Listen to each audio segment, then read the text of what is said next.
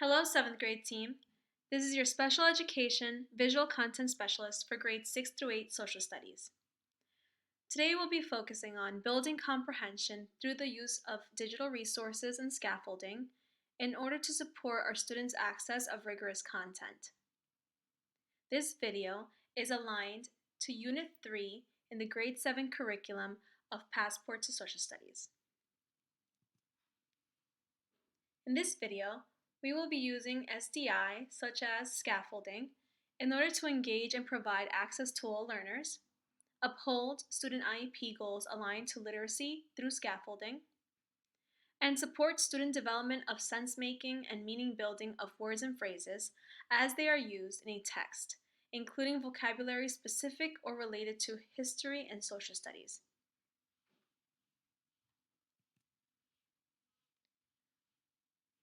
Through your implementation of this SDI, your students will be able to develop comprehension of the Bill of Rights through explicit analysis of words and phrases using leveled text.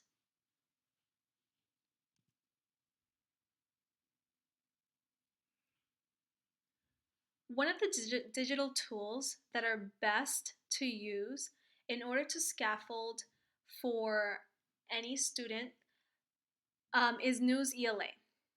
And NewsELA is an instructional content tool that hosts articles that are available at different grade levels. These articles often feature activities such as vocabulary power words, quizzes, and writing prompts that are also aligned to Common Core standards. So not only can you provide an entry point to the various learners in your classroom at their reading level, but you can also assess them real time using this digital resource. So why use NewsELA? NewsELA purposefully allows students to interact with the text, and it promotes active reading of the text in order to further their comprehension. It is also a tool that supports the refinement of language skills for both SWD and L students. This tool reinforces reading skills through the various article-aligned activities. And regardless of vocabulary or literacy limitations, this resource provides an entry point to any reader. Today we're going to be using Unit 3, Day 27 of the Grade 7 curriculum in Passport to Social Studies in order to model the scaffolding that we can use to provide students access to this content. In Day 27 of Unit 3, titled Analyzing the Bill of Rights, students are asked to analyze the Bill of Rights using scenarios in order to determine their rights as an individual. One way to supplement their learning with such rigorous text is using the primary source in NewsELA. So here is NewsELA, the website, and in general, you'll be able to search up any kind of article you like to use. They have a big array of different topics and subject areas. You're also able to assign different work for students. And in this example, we are using the Bill of Rights, the primary source.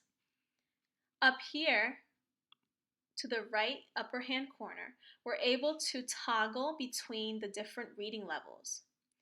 Each article is presented at the max reading level, which is usually a grade 12 text level. But you can also go all the way down to a grade 3 level or something that might be closer to your student's own reading level.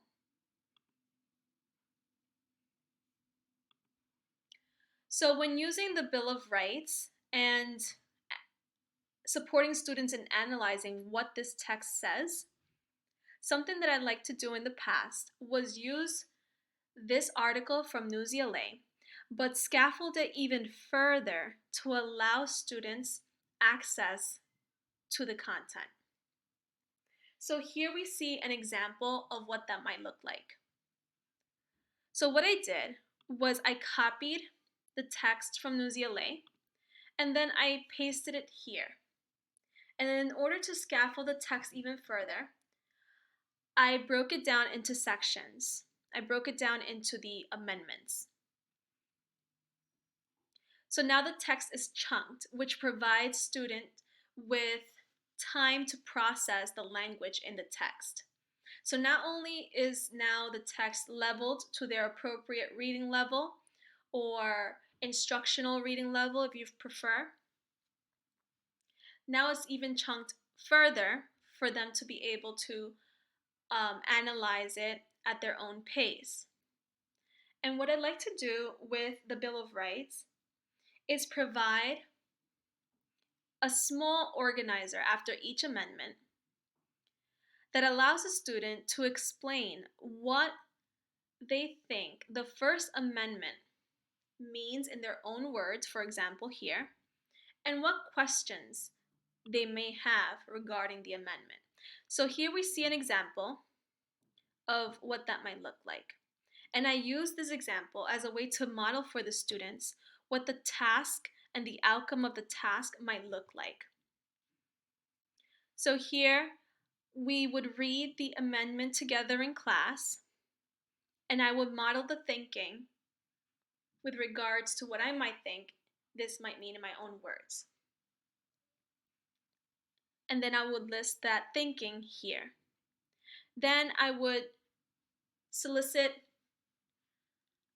responses or questions that the students have, and then we would place them in the second column.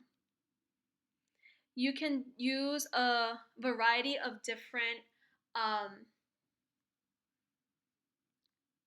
SDI in order to provide students with further support, such as using an I do, we do model. So you do the first one together, you do the Second Amendment, and then they can do the Third Amendment independently, for example.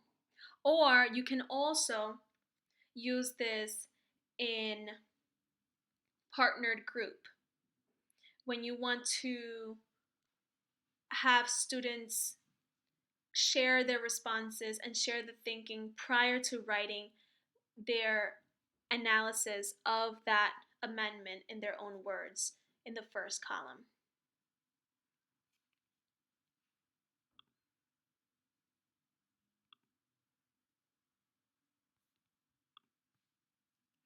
So, NewsELA is very useful when used with small groups and partnered work, since students can benefit from learning from each other. When you chunk the text even further and provide a small graphic organizer, in this case, it allows time for thinking. So the students are able to process the information at their own pace. NewsELA itself provides students with access to rigorous text at their own entry point. And it also promotes active and purposeful reading.